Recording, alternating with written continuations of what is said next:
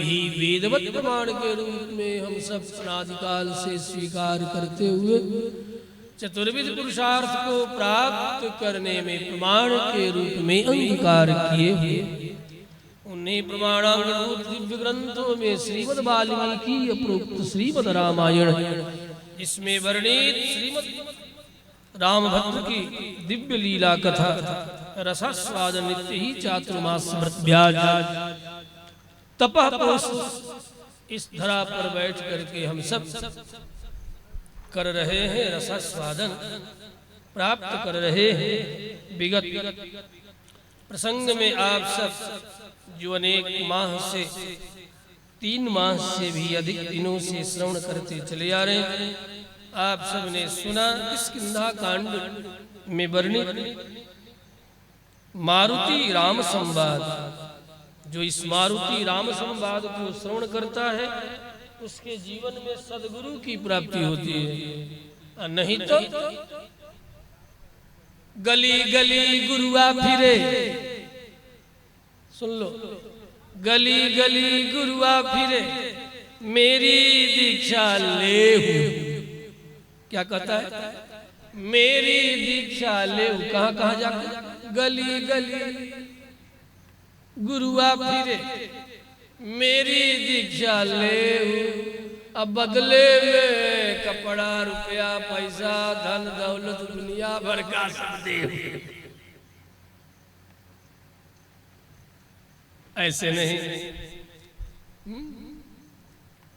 गुरु कुम्हार शिष कुंभ है गड़ी गड़ी काढ़े खोट अंतर हाथ सहारी दे बाहर बाहर चोट।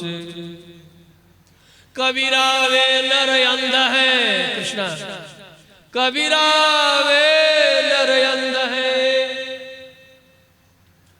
जो गुरु को कहते और ऐसे गुरु बड़े भाग्य से मिलते हैं। कबीरा वे नर अंध है जो गुरु को कहते और हरि रूठे गुरु ठौर है, गुरु रूठे नहीं ठौर। सदगुरु की प्राप्ति मारुति राम संवाद के द्वारा प्राप्त होती है। यह वैसे वैसे नहीं जिनके मिल जाने के बाद जन्म मरण का चक्र बस विश्व से आस मुक्ति ही नहीं, विश्व से चेत पात एवं विश्वास किया तो इसी शरीर पातानंतरम मुक्ति ही भविष्यति। इस शरीर के बाद ही मुक्ति निश्चित। हाँ, थोड़ी भी पात्रता आ जाए तो ये सब देवी देवता तो सब सामान्य सी बात है। वो तो उनके आदेश पर, उनके उपदेश और आदेश पर प्रत्यक्ष दर्शन देने के लिए व्याकुल होकर के दे देते। वो तो सामान्य सी बात है। देवी देवता तो ऐसे ही है जैसे कि तुम मनुष्य हो, तुम्हें देवता है बस। थोड़ी सी ऊंची उनकी कैटेगरी है, कैटेरिया बड़ी बात नहीं, बहुत ऊंची बात है। देवी देवता भी बहुत सामान्य सी बात है। हाँ, वो तो सामान्य सी बात है। जैसे पशु पक्षी शरीर है उसी तरह मनुष्य का शरीर, उसी तरह देवी देवताओं थोड़ी सी ऊंची स्थिति है, थोड़ी सी भूलोक से थोड़ा ही ऊर्ध्वगति की ओर जहाँ चले, ऊर्ध्व तरंगों में जहाँ तरंगित हुए कि उनका साम्राज्य आरंभ हो जाता है। ऐसा नहीं कि यहाँ नहीं, यहाँ भी, यहाँ वहां मत पूछो, कहाँ कहाँ सर्वत्र है वे। तो कबीरा वे नर अंध है जो गुरु को कहते और। इसीलिए मानसकार ने भी कहा जे गुरु चरण रेणु शीर धरहि ते जन सकल विभव बस करहि। जे गुरु चरण रेणु शीर धरहि ते जन सकल विभव बस करहि। जिनके चरण सरुरूह लागे, करही विविध जप जुग विरागी। ते दो बंधु प्रेम जन जेते, गुरुपद पदुम पलोटत के। गुरुपद इतना महत्वपूर्ण है कि गुरु आश्रय लेने के पश्चात जो परम ब्रह्म परमात्मा सत्य साकार शरीर धारण करके, दिव्य मंगलमय दिव्य शरीर धारण करके जगत में आता है, उसे भी अपने परम ब्रह्म स्वरूप का स्मरण करने कराने और लीला संपन्न करने के लिए उसे भी गुरु के चरणों की शरणागति करनी पड़ती है। राम और लखन जैसे परम ब्रह्म मंगलमय विग्रह, उन्हें भी वशिष्ठ के चरणों की शरणागति करनी पड़ी। ये बहुत ऊंचा पद है, गुरुपद से ऊंचा जगत में कोई पद ही नहीं है। और इस पद के साथ सदा से खिलवाड़ हुआ है, सदा से। ऐसा मत समझना कि सत्य युग आदि में नहीं, उस समय भी गुरुपद सबसे महत्वपूर्ण होने के कारण। और काल नेमी आकर के हाथ में करताल लेकर के बैठ गया, राम सिया राम जय जय राम, मैं तो राम के नाम दीवाने। काल देखा कि गुरु से बड़ा कोई पद ही नहीं है। और हनुमंत लाल जैसे महा अग्रगण्य ज्ञानियों को अपने बस में करना है तो गुरु के पद पर प्रतिष्ठित होकर के जरा कुछ देर तो इन्हें भरमा सकते ही है। तो पहले भी ये पद बड़ा महिमावंत पद रहा है, आज भी है। सत्य से लेकर के त्रेता द्वापर कली के कोलाहल में भी शिक्षकों का, गुरुजनों का बहुत बड़ा महत्व है। इसलिए हमें जीवन में यदि सदगुरु की प्राप्ति हो गई तो समझ लेना कि भगवत प्राप्ति तो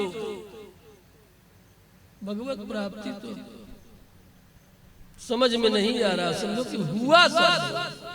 सदगुरु मिल गए तो हुआ समझो, ये मत समझो कि नहीं हुआ समझो उसे। बस थोड़ी सी पात्रता, गुरु ने जो कहा सो करके देखो, फिर तुम पाओगे कि जो कुछ भी कहा वह सत्य था, बिना कुछ किए। दिन भर प्रशंसा करे कि गुड़ मीठा होता है, गुड़ मीठा होता है, लेकिन न गुड़ खरीदेंगे न गुड़ खाएंगे। कोई खरीद करके भी दे दे मौके पर तो खाएंगे नहीं, तो भला कैसे पता चलेगा कि गुड़ मीठा होता है। इसलिए गुड़ मीठा होता है। गुरु ने गुड़ रूप मंत्र दे दिया, गुड़ मीठा होता है, खाओगे तब ना, जपोगे तब ना, न जपोगे तो कुछ थोड़े होने वाला। बड़ी सुंदर एक छोटी सी कथा है। दो चींटी दो जगह निवास करती थी। दो चींटी, एक चींटियों का झुंड रहता था गुड़ के पर्वत पर, और एक चींटी का झुंड रहता था नमक के पर्वत पर। दोनों में परस्पर हो गया सख्यपना, मित्रता हो गई। तो गुड़ के पर्वत पर रहने वाली चींटियों के झुंड के नेता ने कहा, नेत्री ने कहा कि देख मेरा घर बड़ा ही मीठो मीठो छा, बड़ा मीठो छा। तो उसने कहा कि देखो मेरे जैसा ही है क्या? कहा कि तेरा कैसा हमें क्या पता। तो जो खारे पर्वत पर रहती थी चिट्टी, कहा कि जरा मुझे भी ले चलो ना अपने। कहा सुनो ठीक है ले तो चलेंगे, लेकिन यहाँ का सब रस यहीं छोड़ना पड़ेगा। खारा खारा पर्वत का रस यहीं छोड़ करके चलोगी, 2-4 दिन उपवास करोगी, तब जाकर के मीठो मीठो पर्वत का मीठा मीठा रस मिलेगा। और सोचोगे कि बांध करके गठरी वहां भी लेकर के पहुंच गई तब कुछ लाभ नहीं होगा। चिट्टी ने कहा कि ठीक है सखी मैं चलूंगी, तुम्हारे पर्वत पर वहीं रहूंगी, मीठा मीठा गुड़ खाऊंगा।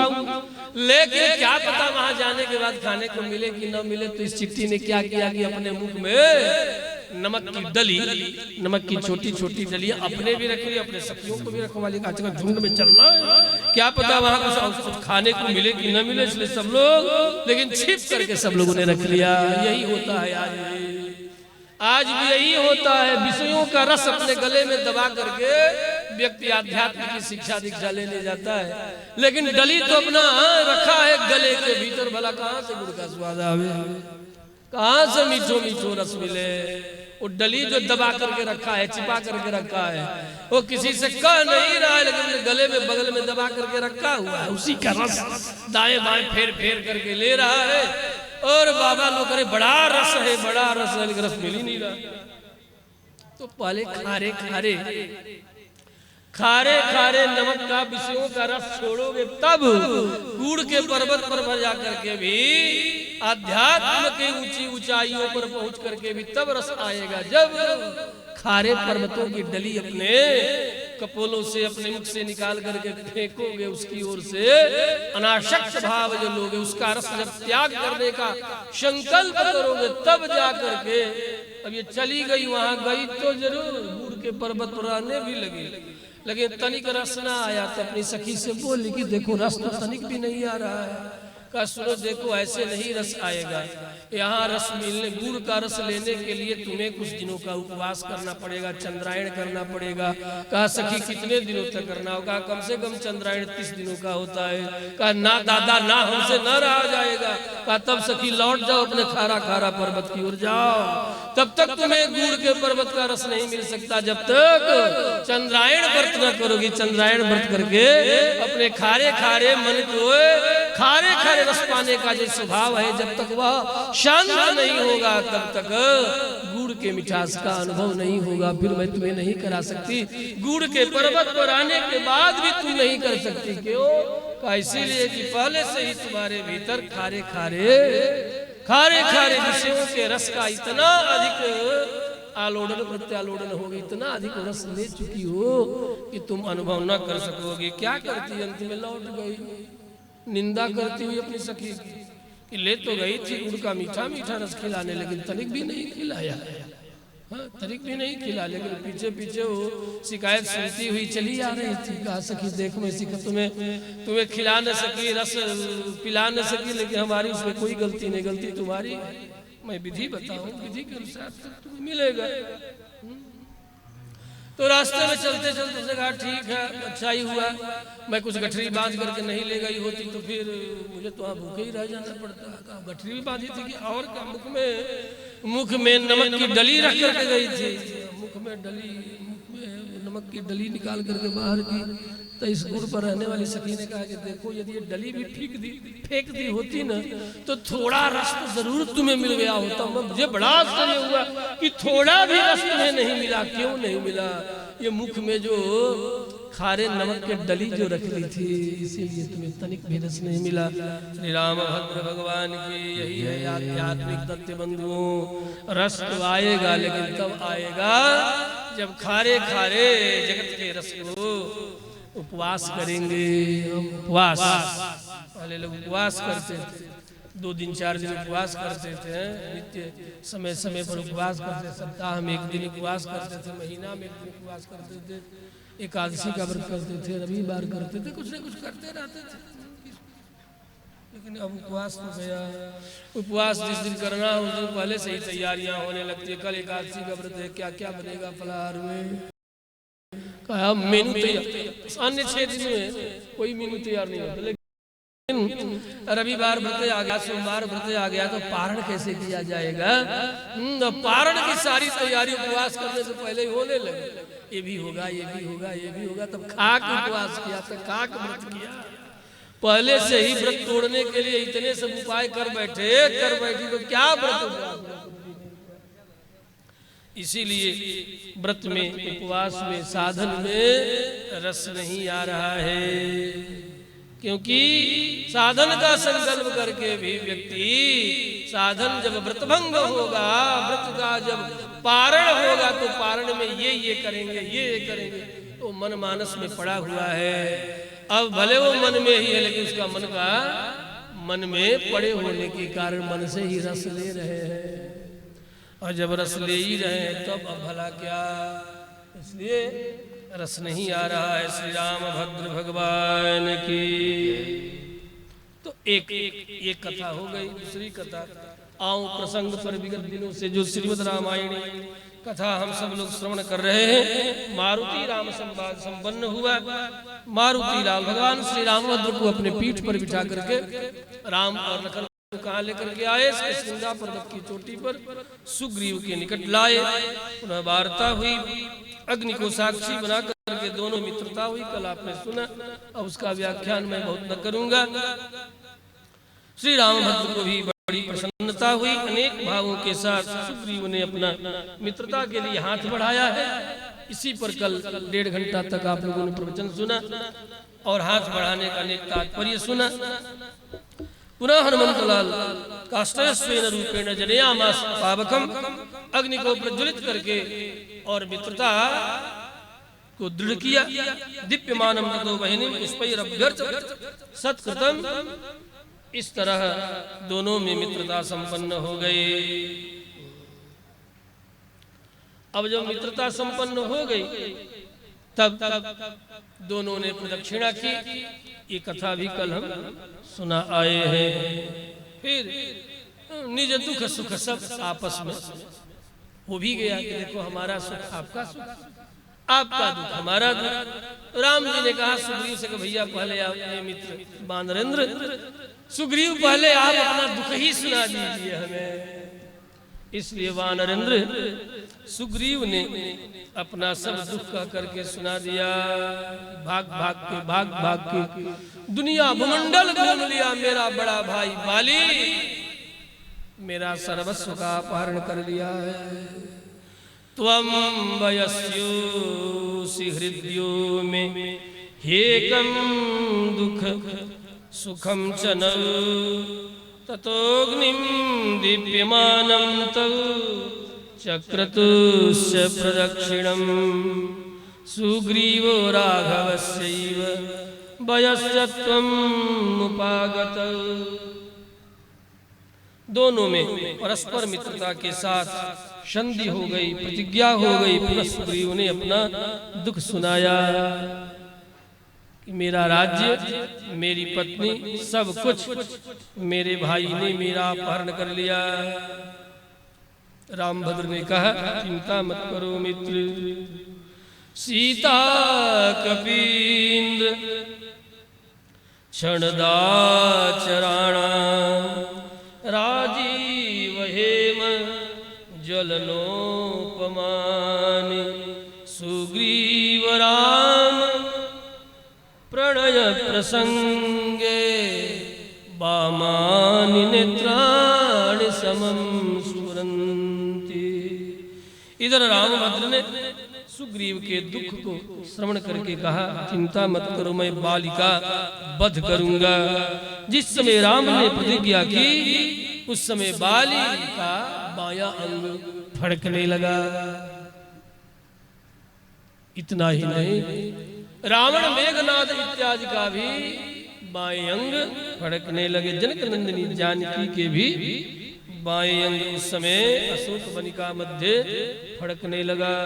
सीता कपेन्द्र क्षणदा चराणा राजीव हेम ज्वलनोपमान सुग्रीव राम प्रणय प्रसंगे वामानि नेत्राणि समं स्फुरन्ति। कल भी कहा था इतनी सी बात। जनक नंदिनी जानकी के बाएं अंग फड़क रहे, बाईं आंख फड़क रहे, अर्थात कुछ मंगल शीघ्र ही होगा। मंगल की सूचना है। स्त्रियों का वामांग यदि फड़के तो मंगल की सूचना है, और पुरुषों का वामांग यदि फड़के तो अमंगल की सूचना है। बार बार फड़के तो व्याधि है, जाकर के वैद्य से दिखाना। एक दो बार फड़के तो शकुन अपशकुन है। ये नहीं कि रोज रोज फड़के, बार बार फड़के तब व्याधि। एक दो बार फड़क के रह जाए तो समझ लेना मंगल की सूचना, अमंगल की सूचना। दाहिना फड़के पुरुष तो मंगल की सूचना, बायां फड़के तो अमंगल की सूचना। यहाँ पुरुषों की बाईं आंख फड़क रही है और जनक नंदिनी जानकी की भी बाईं आंख ही फड़क रही है। एक के लिए सीता के लिए मंगल की सूचना है और रावण में गनाद आदि बाली के लिए अमंगल की सूचना है। रामभद्र ने प्रतिज्ञा कर लिया। फिर कल कहा था सुग्रीव ने श्री रामभद्र से कहा कि विमान पर एक अनाथ देवी को राक्षस के द्वारा अपहरण करके ले जाते हुए मैंने देखा। उन्होंने देख करके एक पोटली गिरा दी थी। उन्होंने जैसे गिराया था वैसे ही मैं छिपा के रखा हूं। ये बात भी हो गई थी कल। सुग्रीव ला करके दिखाते हैं, राम और लखन देखते हैं। कुछ देर तक वियोग में वस्त्र में बंधे हुए जनकनंदिनी जानकी के आभूषण को देख करके राम बहुत देर तक छटपटाते रहे, हाय हाय करते रहे। पुनः लखन लाल से पहचानने के लिए निवेदन करते हैं। लखन ने केवल चरणों के नुपुर को पहचान करके कहा, भैया नित्य चरणों की वंदना करने के कारण केवल इन आभूषणों में मैं नुपुर को ही पहचान पा रहा हूँ। ना हम जानामि केयूरे, ना हम जानामि कुंडले, नूपुरे त्वभिजानामि नित्यं पादाभिवंदना। नित्य पाद बंधन के कारण मैं केवल नुपुर को पहचान पा रहा हूँ।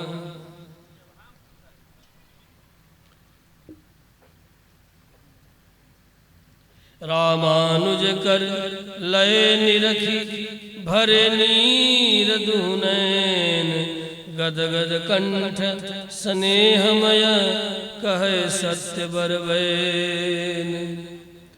अमल यमोल गोल कुंडल प्रकाशमान, ऐसो दर्शात को राज भामिनी को है। तैसे ही अमंद भुज बंद चंदते, दुचंद दीपते सुदिव्य द्युतिहारी दामिनी को है। रसिक बिहारी जी ने बड़ा सुंदर भाव अर्पित किया है। परम पुनीत पद भूषण अनुपचार, लखनलाल की ओर से वर्णन करते हैं। भैया परम पुनीत पद भूषण अनुपचार, पूजनीय संत त्रिलोक नामिनी की हो। रसिक बिहारी और नहीं पहचान एक, जाने यह नूपुर हमारी स्वामिनी को है। जाने यह नूपुर हमारे स्वामिनी को है। जाने यह नूपुर हमारे स्वामिनी को है। केवल हे भैया मैं इस नूपुर को पहचान पा रहा हूँ, क्योंकि नित्य उनके चरणों की वंदना करने के कारण इनका मैं नित्य दर्शन किया करता था। अतः जाने पहचानता हूँ, जाने यह नूपुर हमारी स्वामिनी को है। परम पुनीत पद भूषण अनुपचार, परम पुनीत परम पवित्र पद भूषण अनुपचार, पूजनीय संत त्रिलोक नामिनी को है। रसिक बिहारी और नहीं पहचान एक, और तो मैं नहीं पहचान पा रहा हूँ, केवल एक को पहचान रहा हूँ। किसको? नुपुर को पहचान रहा हूँ, क्योंकि आज तक जनकनंदिनी जानकी मैया के मुखमंडल का मैंने कभी दर्शन ही नहीं किया। मेरी नजरें तो उनके चरणों पर टिकी रहती, इसलिए है भैया केवल नुपुर को मैं पहचान पा रहा हूँ। भूषण सुलेत ही बिछाने निज लाडली के, ही हुल सायवती रसिक बिहारी को। करी करी प्यार फेरी फेरी तिही हेरे, श्याम कलित केवूर मंजरू पयुजियारी को। बड़ा सुंदर भाव। करी करी प्यार, लखनलाल भी उसे अपनी आंखों से लगाते, अपने अधरों से लगाते, इतना स्नेह जगह है। करी करी प्यार फेरी फेरी तिही हेरई, बार बार देखते, श्याम कलित केयूर मंजरू पबुजियारी को। चमचम चमकते हुए उस नुपुर का दर्शन करते, चूमी चूमी कुंडल निहारे नेह धार कर जान सुकुमारी को। इन कुंडलों को मैं नहीं पहचान पा रहा हूँ। भरी भरी नयन वैन बोले उरलाई लाई, हाय यह नूपुर हमारी प्राण प्यारी को, हाय यह नूपुर। फिर पुनः श्री राम भद्र को देते हैं कि भैया यही नूपुर उनका है। वे लेकर और आंखों से लगाते हैं, हाय हाय हाय यह नूपुर हमारे प्राण प्यारी को। भरी भरी नयन वैन बोले उरलाई लाई, भरी भरी बैन भरी भरी नयन बैन बोले उरलाई लाई। हृदय में लगा लगा करके, आंखों में अश्रु भर भर करके, हाय यह नूपुर, ये नूपुर हमारी जनक नंदिनी का है। लखन कहते हमारी मैया स्वामिनी को है। योसिय भूषण हेरि कये प्रेम विवश रघुवीर, करत विलाप विहालयति तन मन भयो यधीर। करत विलाप विहालयति तन मन भयो यधीर। अधीर हो गए। योसिय भूषण हेरि कये प्रेम विवश रघुवीर, करत विलाप। अत्यंत व्याकुलता में देखकर श्री रामभद्र को श्री सुग्रीव ने बड़े ही प्यार स्नेह अपनत्व के साथ श्री रामभद्र का प्रबोधन करते हैं, उद्बोधन करते हैं। हे रघुनंदन, मैं हाथ जोड़ करके निवेदन, बद्धांजलि निवेदन करता हूँ। आपके प्रति हार्दिक स्नेह के कारण आपसे प्रार्थना करता हूँ, आप प्रसन्न हो जाइए। आप इतना विलाप मत कीजिए, आपका निश्चय ही कार्य सिद्ध होगा। आप अपने स्वाभाविक पौरुष का आश्रय लें। आप कौन हैं, अपने आप को संभालें। लोकनाथ पुरा भूत्वा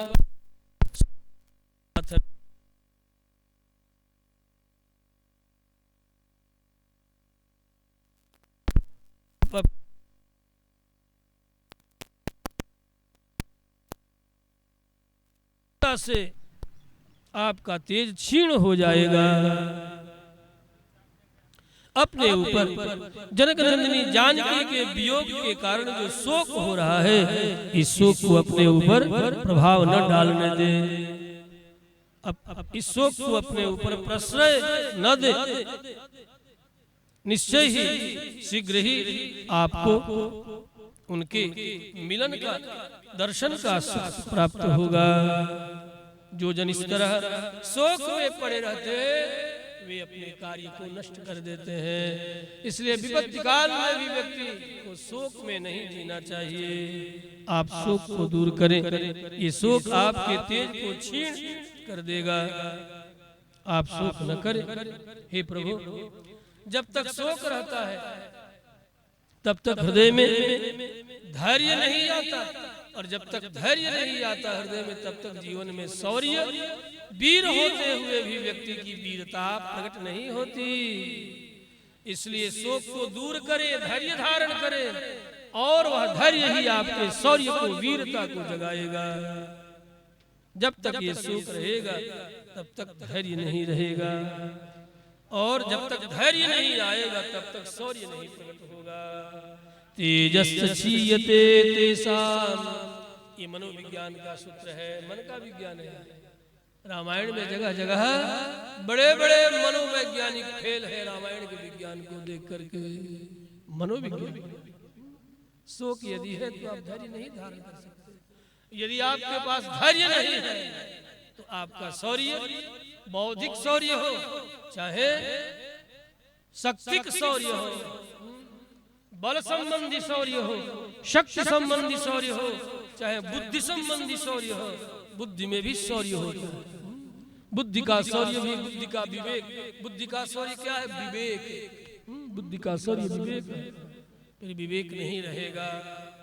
इसलिए आप शोक को दूर करें, ये तेज को नष्ट करने वाला है। तेजस् क्षीयते तेषां न त्वं शोचितुमर्हसि। आप शोक करने योग्य नहीं है प्रभु। लोकनाथ दुरावृत्तो, आप तो लोकनाथ हैं। पौरुषम स्वयशोकस्य नान्तरम दातुमर्हसि।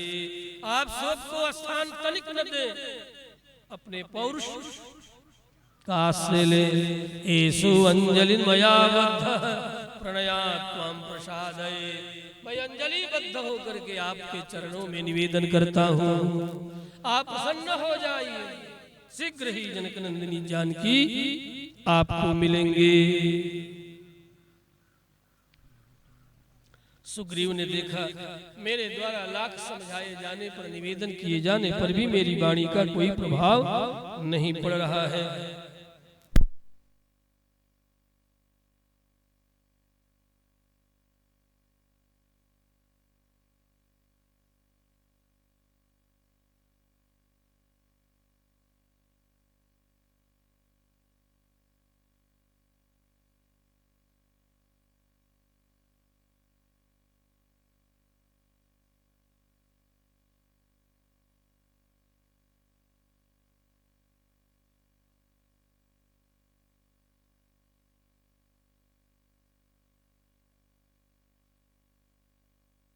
और नहीं है, उससे बड़ा कोई और गणितज्ञ नहीं है। इसलिए मत सोचना कि मन का विज्ञान बिना गणित के चलता है। मन का विज्ञान भी गणित है।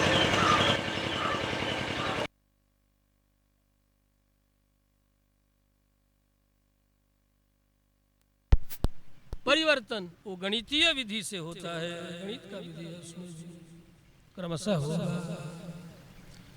श्री रामभद्र भगवान की। क्योंकि भाव विज्ञान क्या है? रस विज्ञान है। भाव बिना रस के नहीं हृदय में आ सकता। और रस रसायन से आता है। रसायन से रस, रसायन। और रसायन किससे मिलता है? अन्न जलादि के रूप में रस आप ग्रहण करते हैं। इस तरह संपूर्ण भावों को कैसे आपने ग्रहण किया? रस के द्वारा, अन्न जलादि के माध्यम से ही अच्छे बुरे भावों को आप अपने शरीर में, हृदय में, मन बुद्धि में ग्रहण करते हैं। इसलिए अन्न जल की शुद्धता पर व्यक्ति को सदा ध्यान देना चाहिए। यदि आप लोग ग्रहण कर रहे हैं, उदाहरण के लिए एक पैक आपको पिला दो, अभी पगला जाएंगे, नहीं पिएंगे, नहीं पगलाएंगे। क्या है? 1 पैक, 1 पैक। बस फिर देखो बाप को भी गरियाना शुरू कर देंगे बैठे बैठे। तो क्या हो गया फिर? वो भी तो एक प्रकार का जल ही है। आब, उसमें भी शराब, शराब, आप थोड़े आप है वहां। आप शब्द ही मध्य एशिया में जाकर के आप हो, वो आप शब्द है। आपम, आप, जलह, आपह, जलह। आप शब्द बहुवचन है। आप सब एक वचन में बनता ही नहीं, इसलिए आपह बनता है। आप हलंत शब्द है, वही आप हो गया। मध्य एशिया में जाकर के फारसी में भी आप ही कहलाता है। संस्कृत का जो आप शब्द है जलवाचक, वही अरबियन शब्द में आप हो गया। श्री रामभद्र भगवान की। क्योंकि तुम्हारी जो संस्कृत है यह संपूर्ण भाषाओं को उत्पन्न करने वाली संस्कृत भाषा है, संस्कार युक्त भाषा है। बिना संस्कार के नहीं, संस्कृत संस्कार से युक्त है। और ऐसी भाषा से ही बिगड़ बिगड़ करके सारी अन्य भाषाएं उत्पन्न हुई हैं। श्री रामभद्र भगवान की। श्री राम जय राम, जय जय राम। श्री राम जय राम, जय जय राम। श्री राम जय राम, जय जय राम। श्री राम जय राम, जय जय राम। श्री राम जय राम, जय जय राम। श्री राम जय राम, जय जय राम। श्री राम जय राम, जय जय राम। श्री राम जय राम, जय जय राम। श्री राम जय राम, जय जय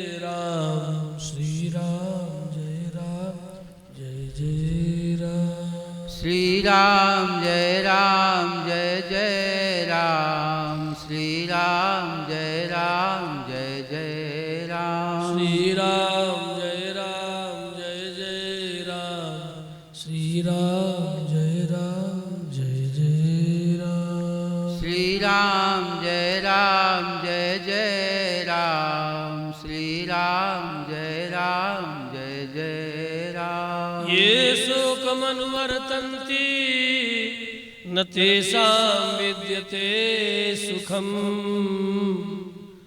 तेजस्य क्षीयते तेषां न त्वं शोचितुमर्हसि।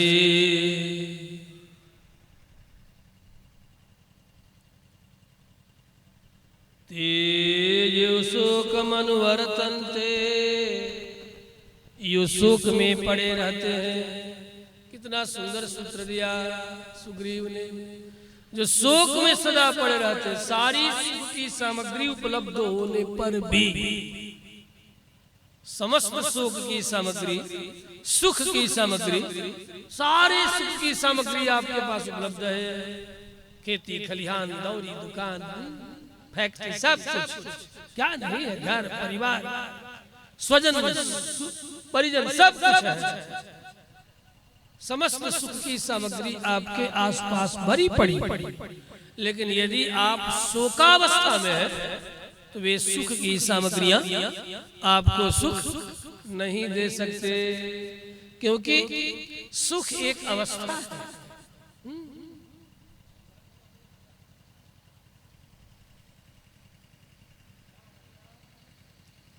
भावुक अवस्था है, भाव की अवस्था है। यदि आप शोक में पड़े रहेंगे तो सुख सामग्रियों की उपस्थिति में भी आप अपने को सुखी अनुभव तत्काल तत्क्षण नहीं कर सकते। इसलिए हे भैया रामभद्र, हे मित्र रामभद्र, तेषां न विद्यते सुखम, ये शोक मनुवर्तन्ते, जो बार बार शोक करते रहते हैं, शोक सागर में डुबकी लगाते रहते हैं, उनके पास सकल सुख सामग्री होते हुए भी उन्हें सुखानुभव नहीं होता। इसलिए भी आपको शोक का परित्याग करके धैर्य धारण करना चाहिए। हे रघुनंदन, हे प्रभु, मैं तो मित्रता की भावना से आपके हित की बात कह रहा हूँ, आपको उपदेश नहीं कर रहा हूँ, आपको उपदेश नहीं कर रहा हूँ। आपको उपदेश करने का सामर्थ्य भी मुझ में नहीं है। मुझ में क्या, आपको उपदेश करने का सामर्थ्य किसी में नहीं है। ये तो अत्यंत स्नेह में पढ़ करके मैं आपको इस तरह निवेदन कर रहा हूँ, प्रार्थना कर रहा हूँ, आप मेरे शक्ति भाव का सम्मान करें, आप मेरे मैत्री भाव का सम्मान करके इस शोक सागर से अपने आप को अलग करें, दूर करें और मुझे भी प्रसन्न करें। आप जब शोक से बाहर निकल जाएंगे तो मुझे प्रसन्नता होगी। मेरी प्रसन्नता के लिए शोक सागर से अपने आप को आप निकालें, अलग करें। मुझे प्रसन्न करने के लिए आप शोक का त्याग करें। ये मेरा आपसे करबद्ध निवेदन है। हितं वयस्य भावेन,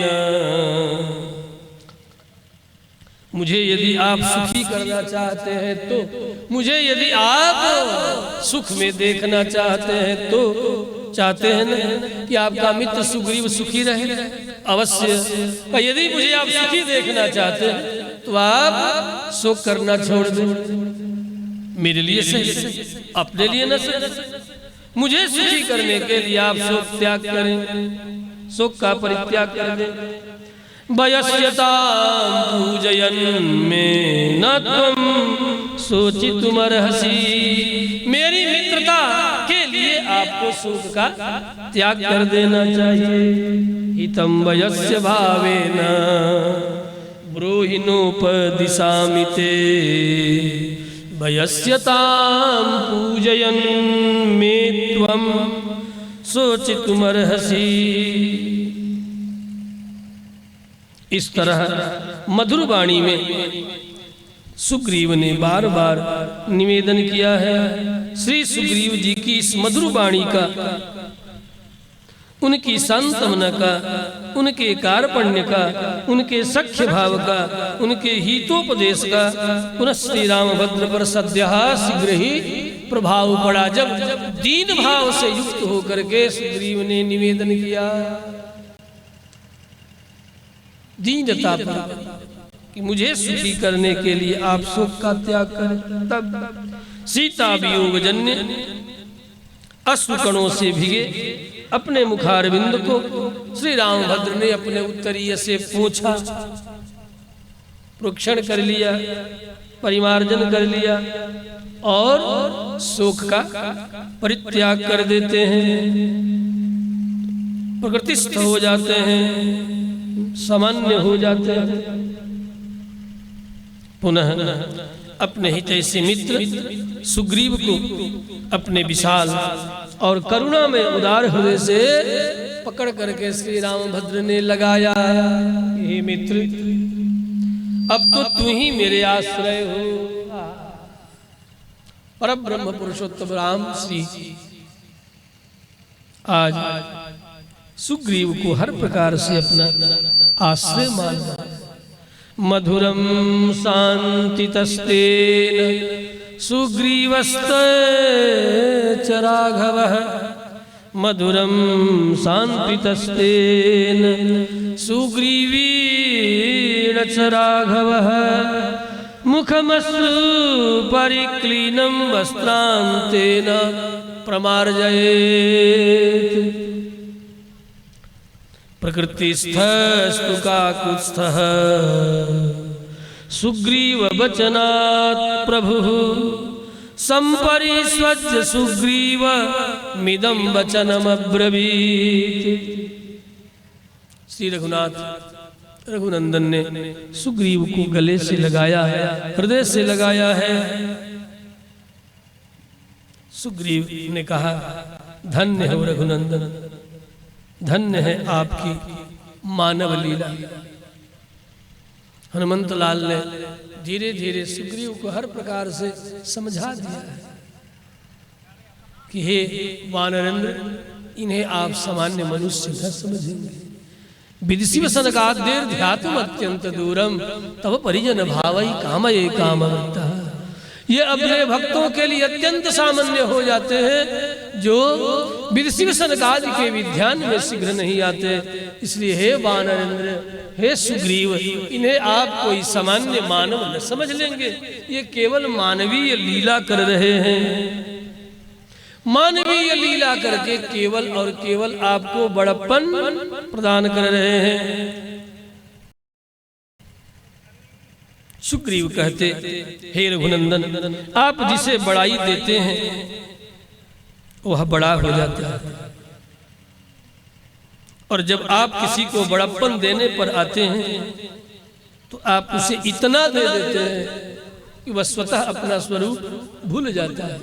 आपने मुझे इतना बड़प्पन दे दिया कि मैं भूल गया कि मैं सामान्य बानर हूं। मैं भूल गया, मैं समझ बैठा कि आप मेरे शरणार्थी, मैं आपका शरण। आपने बड़ाई ही ऐसा दे दिया। आप किसी को देने पर आते हैं तो पता नहीं क्या क्या दे देते हैं। अब बड़प्पन दे ही इतना देते हैं कि जीवात्मा अपने स्वरूप को भूल जाता है। आपके द्वारा दिए गए बड़प्पन के कारण मैं अपना स्वरूप भूल गया, और भूल करके ये मन मान बैठा हूं कि आप शरण्य हैं, आप शरण में आए हुए हैं और मैं आपको शरण जाता हूं। क्या भाव है। हे रघुनंदन, इस बड़प्पन देने की रीति को बार बार नमन है, प्रणाम है। या आप जिसको देने पर आते हैं पता नहीं क्या दे दे, इतना बड़प्पन दे देते हैं कि वह भूल जाता है कि मैं जो हूं वो अपने आप को नहीं मान पाता। एष च प्रकृतिस्थो हम अनुनीतस्त्वया सखे, दुर्लभो हि दृशो बंधु अस्मिन् काले विशेषतः।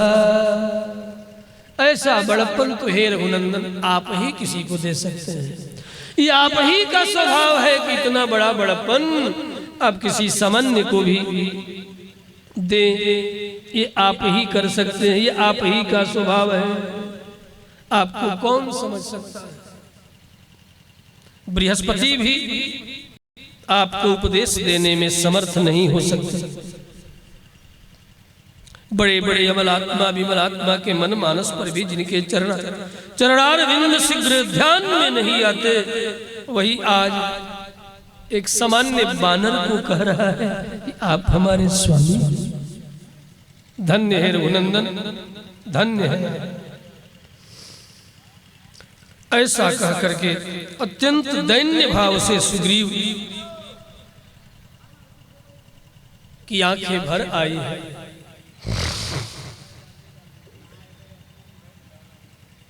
हे सखे, मैं अधिक क्या कहूं?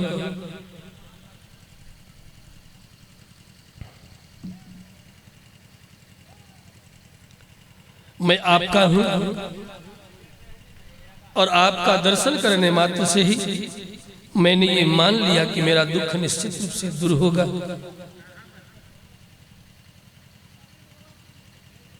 पुनः रघुनंदन भी कहते हैं, हे मित्र, तुम्हारे वचनों से मेरा चित्त शांत हो गया, मेरी समग्र चिंता समाप्त हो गई, मेरा शोक भी चला गया।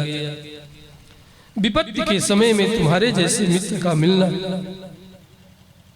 जगत में बड़ा दुर्लभ है। यदि तुम न मिले होते तो मैं शोक सागर में डूबता ही रह जाता।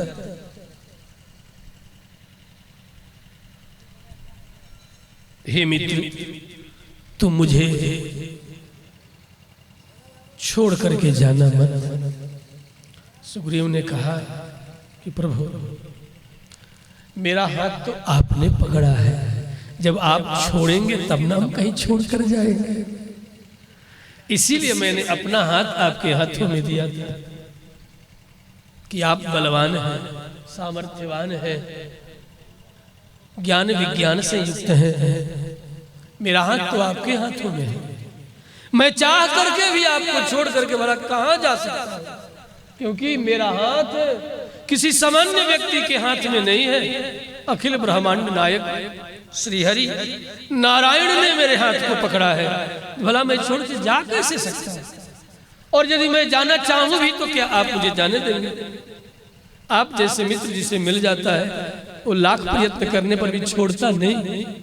अब छोड़ने का अधिकार आपके पास है, मेरे पास नहीं। मैंने तो अपने आप को आपके हवाले कर दिया है। इस मित्रता को आपने स्वीकार किया है। मित्रता के हाथ को मैंने आपके सामने बढ़ाया था और आपने मेरे हाथ को पकड़ा है। इसलिए अब छोड़ने की बात मत करो, अब काम की बात किया जाए। रघुनंदन ने कहा, मित्र, तुम्हारे लिए मुझे क्या करना है तुम साफ साफ कहो। तुम जैसा कहोगे, क्योंकि ये भाई का मामला है। तुम जितना कहोगे मैं उतना ही करूंगा, जिससे कि तुम्हारा दुख दूर हो जाए। मैं ये नहीं चाहता कि बाद के दिनों में लोग ये कहे कि रामभद्र ने बाली और सुग्रीव का जो भ्रातृत्व था उस भ्रातृत्व में भेद उत्पन्न कर दिया। मेरे कारण कहीं कोई तुम्हें लोग दोषी न ठहरावे। इसलिए तुम जितना कहोगे मैं उतना करूंगा, उससे न कम न उससे अधिक। मया च यदनुष्ठेयं विश्रब्धि न तदुच्यताम। तुम जो कहोगे विश्वास पूर्वक कहो, मैं वो कर डालूंगा। मेरे करने में तनिक तुम संदेह मत करना। इसलिए संकोच रहित होकर मुझ पर किसी भी प्रकार का कोई निर्णय न छोड़कर तुम निर्णय करो कि तुम्हारे लिए मुझे क्या करना है। तुम जैसा कहोगे, तुम्हारे इस वचन को मैं आदेश मान करके आज्ञा का पालन करूंगा। अपनी ओर से तनिक भी कुछ नहीं करूंगा। इन शब्दों में बड़े भाव छिपे हुए हैं, अनेक भाव छिपे हैं। कहाँ एक तरफ मेरा अनन्य भाई लखन जो अपने सर्वस्व का त्याग करके मेरे चरणों का आश्रय लेकर बन बन हमारे पीछे पीछे भटक रहा है, और एक भाई सुग्रीव का बाली। दोनों भाई ही तो हैं। इसलिए दुनिया में लोग ये न कह बैठे कि श्री रामभद्र के मिलने के बाद भी बाली और सुग्रीव में सहज मित्रता न हो सके। तुम यदि भ्रातृत्व को बढ़ाना चाहते हो तो वो भी संभव है, यदि तुम भ्रातृत्व को समाप्त करना चाहते हो तो वो भी संभव है। तुम जो चाहते हो वो मैं करूंगा, बाद में कोई कुछ हमें न कहे। इसलिए मया च यदनुष्ठेयम, मुझे जो करना है सो तुम कहो। विश्रद्धे न तदुच्यताम, विश्वास पूर्वक कहो। ये नहीं कि हमें तो विश्वास ही नहीं था कि आप ऐसा कर पाएंगे, मैं तो केवल देखने के लिए कह दिया और इतने में ही काम तमाम हो गया, ऐसा नहीं। तुम जो कहोगे विश्वास पूर्वक, जो कहोगे वो हो करके रहेगा। तुम्हारे दुख को दूर करने के लिए वो मैं करके मानूंगा। तनिक भी मेरे ऊपर अविश्वास मत करना, न बल पर, न बुद्धि पर, न विवेक पर।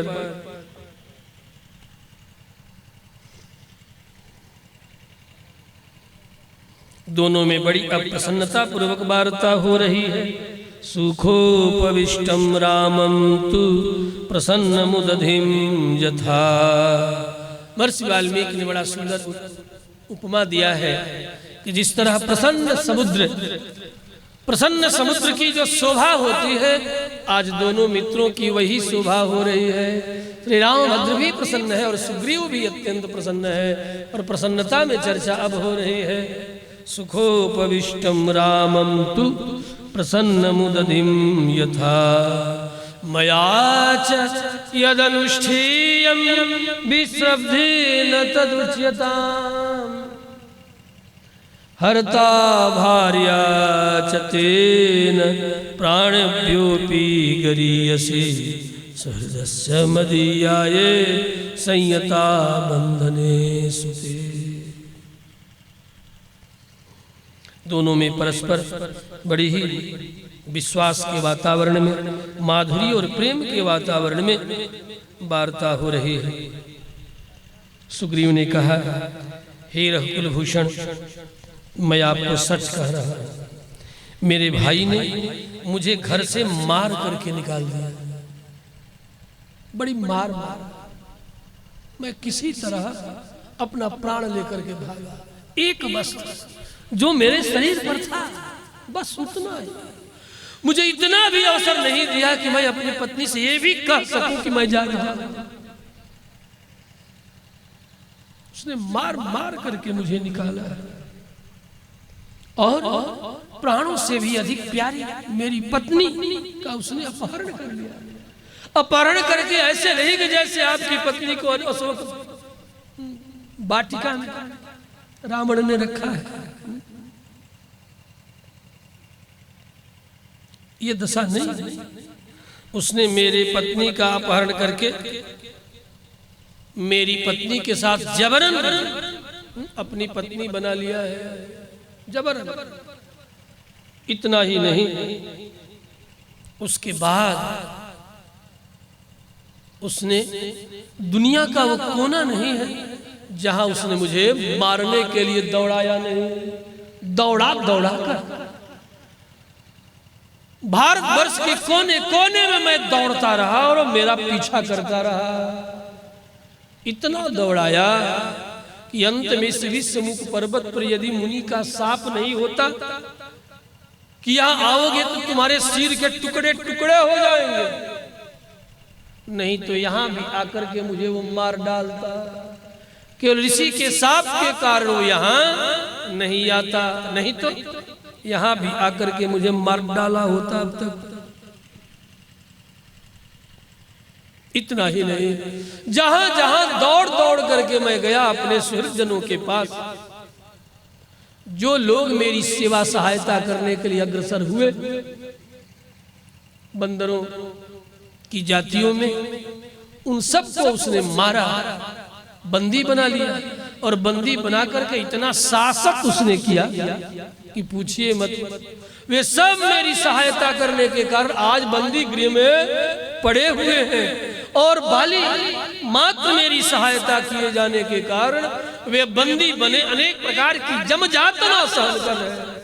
हे राम, क्या मेरा कर्तव्य नहीं है कि मेरी सहायता करने वालों को मैं छुड़ाऊं, उन्हें बंधन से मुक्त करूं,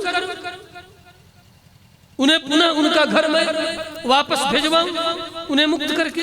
क्या मेरा कर्तव्य नहीं है? आज मेरी सहायता करने वाले अनेक समूह के समूह बलशाली बंदर सब बाली के कारागृह में पड़े हुए हैं, जो आज मेरे एक आदेश पर, एक निवेदन पर जनक नंदिनी जानकी के खोज में अपने प्राण तक वे अर्पित कर सकते थे। वे सब के सब मेरे मित्र, जितने मेरे मित्र थे, सारे मित्रों को बंदी बना लिया। ये इतनी कथा मानस में नहीं, बंदी बना लिया। ये रामायण में है। हृता भार्या चमेतेन प्राणेभ्योऽपि गरीयसी सुहृदस्य मदीयाय संयता बंधने सुते।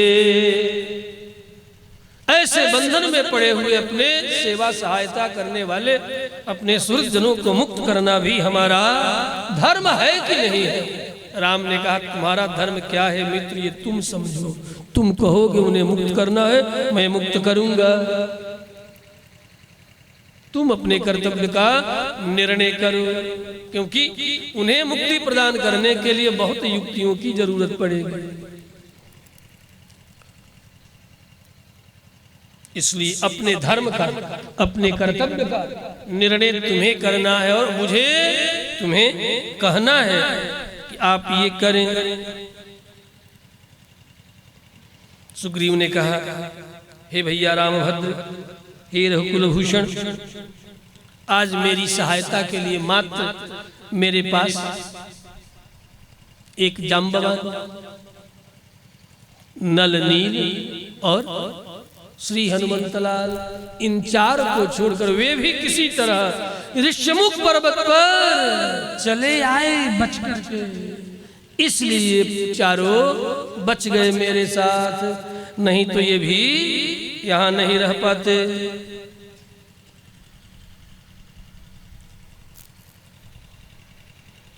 यही केवल चार आज मेरे सहायता के लिए यहाँ हैं। इन्हीं के कारण आज मैं इतने दुखों को भी सहन कर पा रहा हूं। यदि ये नहीं होते तो मैं स्वतः अपने गले में फंदा फंसा करके प्राण का परित्याग कर दिया होता।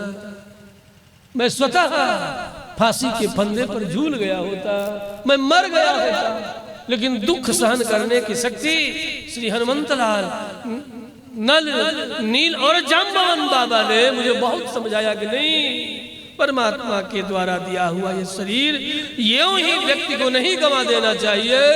हे सुग्रीव, प्रतीक्षा करो, एक दिन अवश्य ही तुम्हारा समय भी लौट करके आएगा। व्यक्ति को कभी भी आत्महत्या नहीं करनी चाहिए। इसलिए हे राघव, हे रघुनंदन, इन्हीं चारों के कारण मैं प्राण धारण किए हुए, नहीं तो मैं कब का मर गया होता, कब को अपने आप को समाप्त कर दिया होता। किसी तरह जो मैं जीवित हूं, इन्हीं चारों के कारण, इन्हीं चारों सहायकों के कारण आज मैं जीवित हूं। आज ये हर प्रकार से अपना प्राण देकर के भी हमारी रक्षा करने के लिए चारों तत्पर रहते हैं। जहां जाना आवश्यक है, ये चारों मेरे साथ साथ आते हैं, जाते हैं, हर प्रकार का समाचार मुझे सुनाते हैं, और हर तरह से अंग रक्षक की तरह ये हमारी रक्षा करते हैं। जहां मैं रुक जाता हूँ, ये उन्हीं परिस्थितियों में ये चारों ठहर जाते हैं मेरी रक्षा करने। मुझे छोड़ करके इन चारों ने भी अपने पत्नी पुत्र स्वजन सुहृद का मेरे लिए परित्याग कर दिया है मेरी सेवा के लिए। इन चारों को आप देख, कितने वर्ष हो गए। श्री हनुमंत लाल अपनी माँ से, इन्हें अपनी माँ से मिले कितने वर्ष गुजर गए। नल नील को कितने वर्ष गुजर गए अपने पिता से मिले, और जाम्बवान को तो ये तो अद्भुत है, ये तो स्वतः अपने बंधु बांधव है, ये तो जरठ हैं, वृद्ध हैं, इनका तो कोई और है नहीं, मैं ही इनका राजा भी हूं और मैं ही इनका सेवक हूं, और ये हर प्रकार से मेरे साथ डटे रहते हैं। एते ही कपयः स्निग्धा माम रक्षन्ति समन्ततः सह गच्छन्ति गन्तव्ये नित्यं तिष्ठन्ति च स्थिते।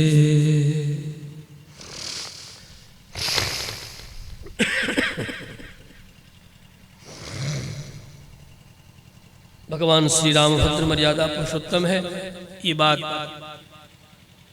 सिद्ध है। उनकी प्रत्येक क्रिया मर्यादा पुरस्सर ही होती है।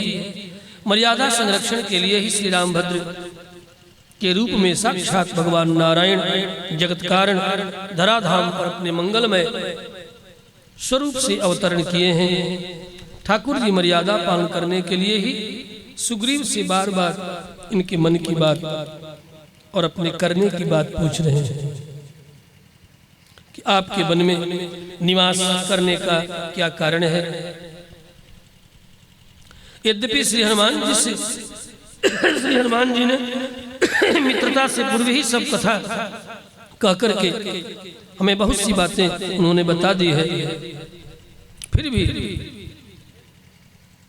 श्री रामभद्र स्वतः सुग्रीव के मुख से सुनना चाहते हैं। ये चाहते क्या, और सुनने के बाद ही उन्हीं के निर्णय के आधार पर इनका कार्य करना चाहते हैं। इसमें भी मर्यादा है। सुग्रीव के श्रीमुख से सुन करके इनका मैं कार्य करूं, ये उचित होगा। पुनः रामभद्र ने पूछा कि एक बात पूछूं, यद्यपि इतिहास को उकेरना उघाड़ना दुख को बढ़ाने जैसा ही है, फिर भी आप दोनों भाइयों में इतनी बड़ी भयंकर शत्रुता हुई तो आखिर क्यों हुई? शत्रुता का मूल कारण क्या है? आप तत्वतः जैसा और जितना उतना ही बताएं, नमक मिर्च लगा करके न बताएं। सच में शत्रुता का कारण क्या है? बाली जैसा बलवान जो रावण को भी अपने कुक्ष में दबा करके त्रिकाल संध्या करने का सामर्थ्य रखता है, ऐसा बाली जैसा बलवान के साथ आखिर आपकी शत्रुता हुई तो क्यों हुई? इसलिए शत्रुता के मूल कारण को आप हमें सुनावें। श्रुत्वै तच्च बचो रामः सुग्रीवमिदमब्रवीत् किम निमित्तम् अभूत् वैरं श्रोतुमिच्छामि तत्त्वतः। तत्वतः से तात्पर्य है तनिक भी नमक मिर्च लगा करके मत सुनाएंगे, सत्य सत्य कहेंगे, जिससे कि मुझे भी धर्म का निर्णय करने में संदेह न हो। यदि वह अधर्म पर होगा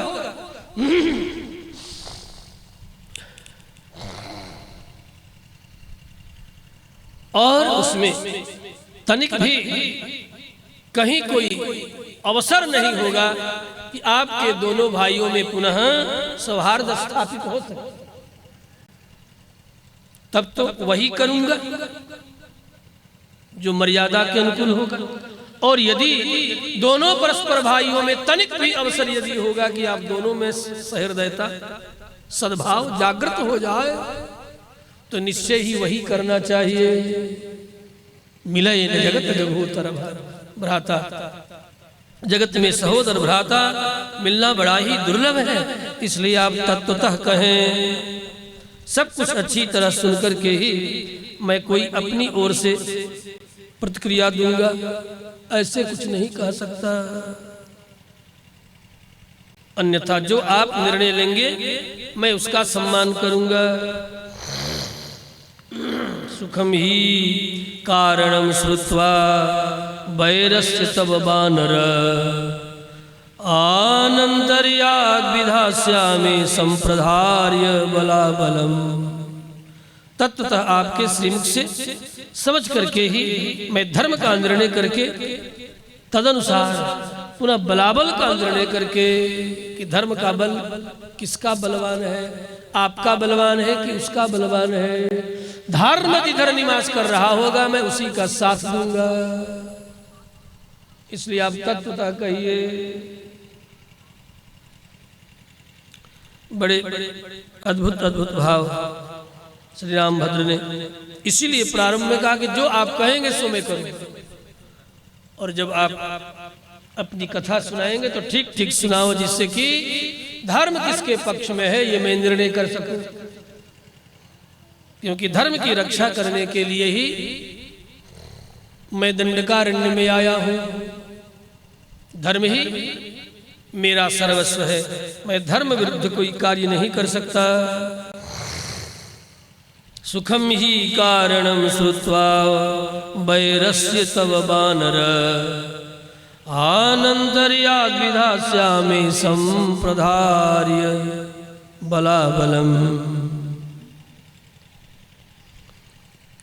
इस कथन के द्वारा श्री रामभद्र मर्यादा पुरुषोत्तम श्री रामभद्र का अंतर हृदय प्रकट हो रहा है कि कहीं ऐसा तो नहीं कि मैत्री की आड़ में सुग्रीव मुझसे अधर्म करा डाले।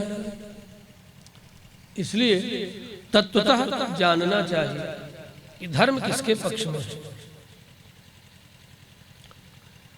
बैर को जाने बिना मैत्री की आड़ में कहीं ऐसा न हो कि मेरे द्वारा ये अधर्म करा बैठे। इसलिए तुम बैरी का कारण, द्रोह का कारण बताओ,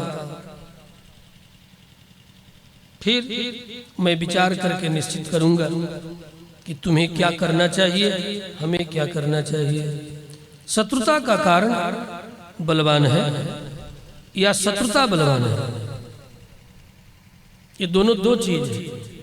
शत्रुता का कारण बलवान है कि शत्रुता बलवान है। इसके पश्चात आप जिस रीति से सुखी होंगे मैं वही करूंगा। प्रायः जगत में देखा जाता है कि शत्रुता का कुछ कारण, लेकिन अकारण लोग शत्रु बना लिया। कारण कुछ खास नहीं, छोटी सी बात है, लेकिन छोटी सी नासूर उसे बड़ा बना लिया। इतना बड़ा बना लिया कि कारण तो पूछो तो कुछ नहीं, लेकिन दुश्मनी इतनी भयंकर हो गई, बैर इतना भयंकर हो गया कि अब लगता है कि वापस न लौट पाएंगे पुनः। तो मुझे ये समझना है कि शत्रुता का कारण बलवान है या शत्रुता ही बलवान है। फिर समझने के बाद जिस रीति से तुम सुखी हो सकोगे मैं वह करूंगा। क्योंकि मित्र का यह धर्म है कि मित्र को सुखी करना, तो तुम्हारे सुख के लिए मैं वह करूंगा जो धर्मानुकूल होगा। उसी रीत से, उसी रीत के आश्रय लेकर के मैं प्रयत्न करूंगा। हमारा लक्ष्य आपको सुखी बनाना है और हम सुखी बनाकर ही रहेंगे। यदि आपका अपराध स्वल्प है, नगण्य है, बहुत कम है और बाल की शत्रुता बलियसी है, अर्थात उसने अत्यल्प कारण से नगण्य अपराध से बहुत बड़ी शत्रुता कर ली है, तो मैं आज ही बाली को मार करके आपको सुखी कर दूंगा। इसके विपरीत यदि आपका अपराध बहुत गंभीर है, उसको देखते हुए उसका बैर कुछ नहीं है, तो आप दोनों भाइयों को मिलाकर समाधान करके आप दोनों को सुखी बनाने का मैं प्रयत्न करूंगा। इसलिए निर्णय करने के लिए,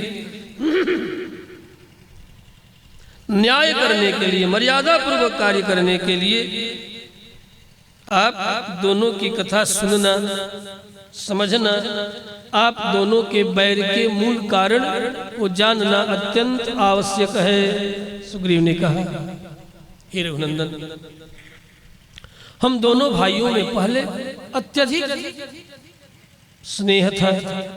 एक बार की बात है, आपको सच कहूं, एक शब्द भी इधर उधर नहीं। मैं का पुत्र दुंदुभी का बड़ा भाई मायावी नाम का दानव एक बार मेरे गांव आ गया, राजधानी आ गया। एक दिन वह आधी रात के समय किष्किंधा नगरी के दरवाजे पर आकर बाली को युद्ध के लिए ललकारने लगा। बाली से ललकार सहन न हो सका।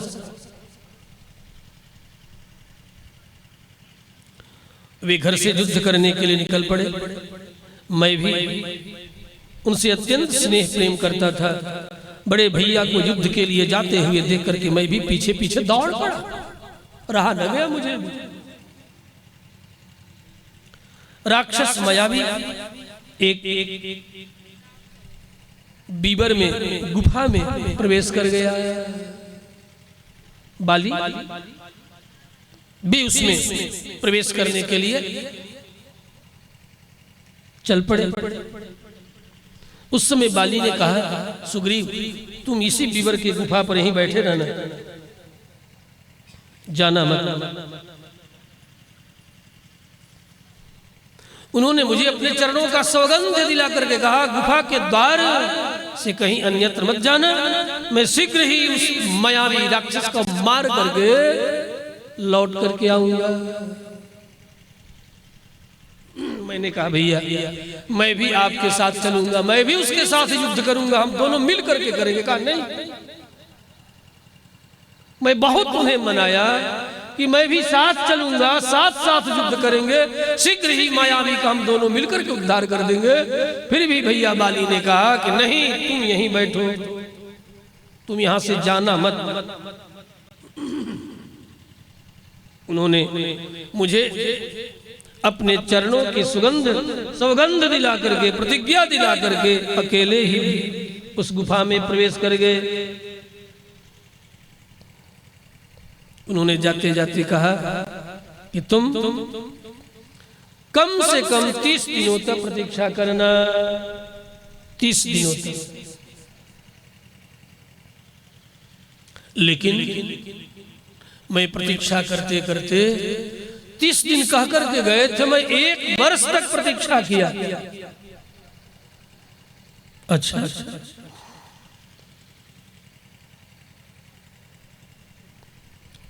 बड़ी भयंकर उधर से उस मायावी राक्षस की गर्जने की ध्वनि आ रही थी, लेकिन भैया बाली का एक भी शब्द सुनाई नहीं पड़ रहा था। और राक्षस गर्जना करके मानो आक्रमण कर रहा है। और इस तरह राक्षस के गर्जने की आवाज सुनने के बाद उस गुफा के द्वार से भैया बाली के रोम और रक्त मिले हुए पनारे निकल पड़े। जब मैंने देखा फेन सहित खून की धारा, जिस धारा में भैया बाली के रोम भी बह रहे थे, मैं अत्यधिक व्याकुल हो गया। तो मैंने मन ही मन अनुमान किया कि निश्चय ही ये गर्जना करने वाला मायावी नामक राक्षस मेरे भाई को मार डाला। निश्चय ही मेरे भाई बाली मारे गए, जिसके कारण फेन युक्त रक्त और उसमें भाई का ये रोमकूप सब टूट करके बहते चले आ रहे हैं।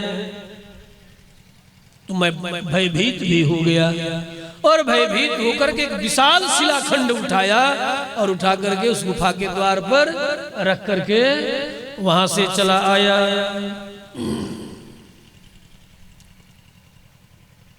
फिर आने के बाद मैं अपने भाई बाली के लिए जलांजलि प्रदान किया, उनके लिए श्राद्ध तक किया।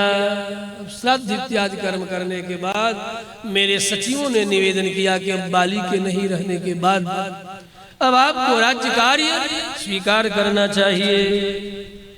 तब जबरन मेरे सचिवों ने मुझे राज्य पद पर अभिषेक कर दिया, बरबस मुझे राज्य दे दिया।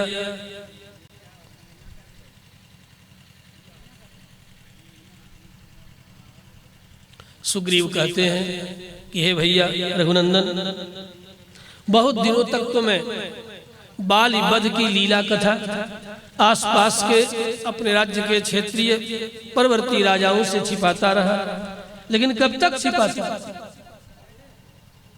इसलिए अंत में जब सचिवों ने मुझे बहुत दबाया, बहुत प्रेरित किया, तो मुझे राज्य स्वीकार करना पड़ा, क्योंकि अब ये बात मैं अधिक दिनों तक छिपा करके नहीं रख सकता था, क्योंकि संभव था बाल बल का वृत्तांत प्रकट होते ही ये सब अगल बगल के परवर्ती राजा मेरे ऊपर आक्रमण कर दें। अतः मैंने राज्य स्वीकार कर लिया सर्वसम्मति से। किष्किंधा का राजा सचिवों ने बल पर पूर्वक मुझे बना दिया। गृहमानयते तत्त्वं यत्नतो मंत्रिभिः श्रुतं ततो हम तैः समागम्य समेतैरविषेचितः।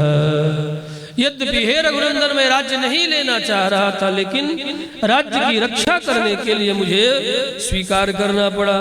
भाई के वियोग का मुझे बहुत कष्ट सता रहा था, इसलिए मैं बहुत दिनों तक राज्य नहीं स्वीकार किया। भातृ वियोग जन्य शोक से मेरा धैर्य नष्ट हो गया था, बुद्धि हमारी चंचल और अधिक हो गई थी। मैं बहुत भीतर से व्याकुल रहने लगा था। मैं यह भी चाहता था कि कुछ दिन और गुजर जाए, मैं अच्छी तरह आश्वस्त हो जाऊं कि सत्य क्या है। बालीवध का सुपुष्ट समाचार मुझे कहीं से प्राप्त हो जाए, तब मैं राज्य स्वीकार करूं। लेकिन हे रघुनंदन, मेरी एक न चलने दिया इन मंत्रियों ने, मुझे जबरन राजा बना दिया। मंत्रियों ने मुझे हठात राज सिंहासन पर अभिषेक कर दिया। तच्छ्रुत्वा दुःखिताः सर्वे मां निच्छन्तम् अप्युत राज्ये विसेचनं चक्रुः सर्वे वानर मंत्रिणः। लेकिन अंत में बाली मायावी का वध करके किष्किंधापुरी आकर मुझे राज्य पर अभिषिक्त देखकर अत्यंत क्रुद्ध हो गए। उनकी आंखें लाल लाल हो गई। मुझे राज्य सिंहासन पर अभिषिक्त देख करके अत्यंत क्रोध में भरकर मुझे उन्होंने अपना शत्रु मान बैठा कि निश्चय ही राज्य कामना से ही गुफा के द्वार पर विशाल शिला खंड रख करके ये सुग्रीव मुझे मारने के लिए ये शिलाखंड रख दिया। उनकी आंखें लाल लाल हो गई और उन्होंने मुझे दौड़ा दौड़ा करके बहुत मारा। यह एक अत्यंत ही मनोवैज्ञानिक सत्य है बंधुओं कि जब किसी भी कारण से किसी व्यक्ति के प्रति भावना विकृत हो जाती है, मन में संदेह हो जाता है, तब उसको उस व्यक्ति का दुर्गुण ही दुर्गुण दिखाई पड़ने लगता है। तब बाली के मन में मेरे प्रति तनिक भी स्नेह न रह गया। उसने केवल और केवल मुझे शत्रु समझा। फिर तो मेरे सद्गुण भी बाली दुर्गुण के रूप में देखने लगा। ऐसा व्यक्ति यदि प्रार्थना भी करे, सत्य भी कहे, तो प्रार्थना चापलूसी और सत्य में झूठ का गंध आने लगता है। यहाँ तक कि उसके सामने रहना भी उसे तनिक भी अच्छा नहीं लगता। बाली और सुग्रीव के संबंध में इसी भाव की प्रबलता दिखाई देती बंधु, क्योंकि अब बाली कुछ भी सुनने के लिए तैयार नहीं था। ये लाख प्रार्थना करते रहे, निवेदन करते रहे कि बात ऐसी नहीं ऐसी थी, लेकिन भैया बाली ने एक न सुनी हमारे। मुझे राज्य करते देखते ही यदि मैं राज्याभिषिक्त नहीं हुआ होता तो शायद हमारी बातें वे मान लेते, लेकिन मंत्रियों के दबाव में राज्य से स्वीकार किया। मेरे लाख समझाने पर भी वे समझने के लिए तैयार नहीं हुए। उनकी बुद्धि विकारग्रस्त हो गई, शंकाग्रस्त हो गई। उन्होंने अनुमान लगा लिया कि गुफा के द्वार पर पर्वत की तरह शिला लगा करके तुरंत चला गया होगा और जाकर के मेरे राज्य को इस सुग्रीव ने हड़प लिया। आते ही उसने अपने राजा होने की घोषणा कर दी और मेरे मारे जाने की सूचना सारे जगत में फैला दी होगी। और आज यह प्रसन्नता पूर्वक मेरे राज्य का संचालन करने लगा होगा। बाली के मन में यही सब बातें भर गई होगी। इतना ही नहीं, बाली ने अपने मुख से इन सब सारी बातों को कहा भी। मेरे मंत्रियों ने बहुत समझाया, लेकिन तब भी बाली एक न सुना किसी की। उल्टे बाली ने यही कहा, यह सुग्रीव पत्थर हृदय का कृतज्ञ है, कृतज्ञ मेरे मंत्रियों से मेरे वात्सल्यपूर्ण भ्रातृ स्नेह को विस्मृत कर दिया और किष्किंधा नगरी में आकर के राजा बन बैठा, मुझे मरा हुआ समझ करके। फिर तो उसने सप्तद्वीपवती वसुंधरा में मुझे घुमा घुमा करके खदेड़ खदेड़ करके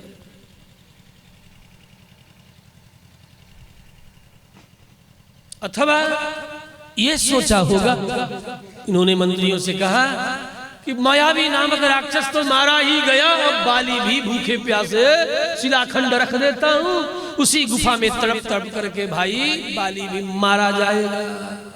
बाली ने मायावी को मार डाला होगा और बाली भूख और प्यास से ग्रस्त होकर के शिलाखंड में दब करके मर जाएगा। ये बात भैया बाली ने मंत्रियों से कहा भी कि मुझे भूखे प्यासे गुफा में मर जाने के लिए छोड़ करके ये दुष्टात्मा सुग्रीव छोड़ करके चला आया। सुग्रीवेण नृशंसेन विस्मृत्य भ्रातृसौहृदम् तत्रातेनास्मि संक्रुद्धो राज्यं मृगयतात्मनः। हे भैया राम, बाली की शत्रुता का मुख्य कारण सुग्रीव का राजगद्दी पर बैठना और गुफा के द्वार पर विशाल पत्थर का लगाना है। यही मुख्य कारण है। मेरे हृदय में तनिक भी कोई ऐसी दुर्भावना नहीं थी, लेकिन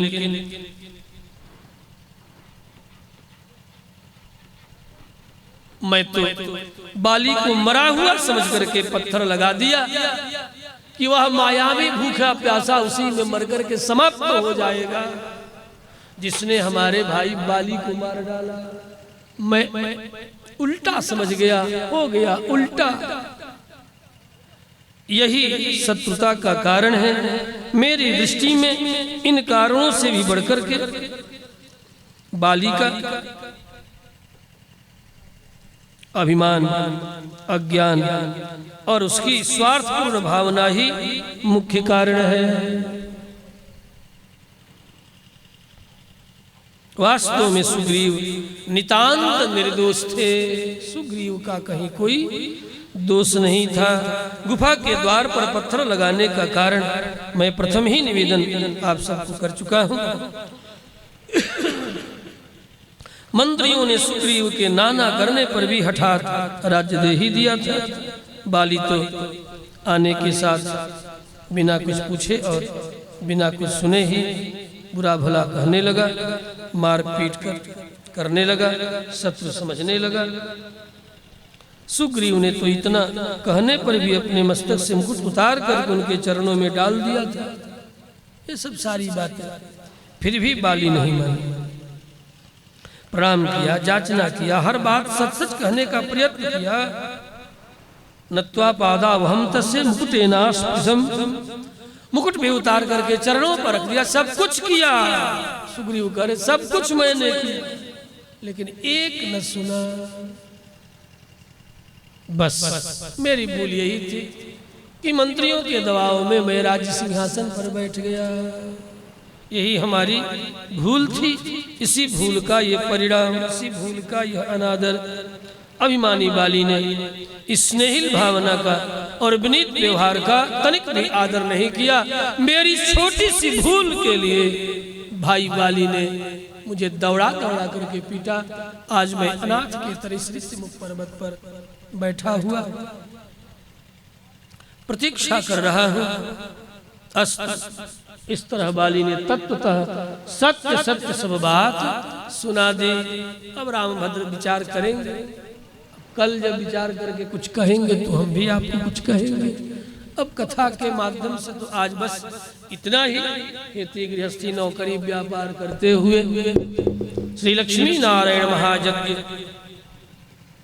भगवान की जो जन तन मन धन से सेवा करते हैं, वे निश्चय ही श्रीमद् रामायणी कथा श्रवण करते हुए अंततः यज्ञ नारायण भगवान के दिव्य आनंदमय धाम के अधिकारी बनते। यही निसंदेह तथ्य है। 2 बार हरिनाम विश्राम। श्री राम जय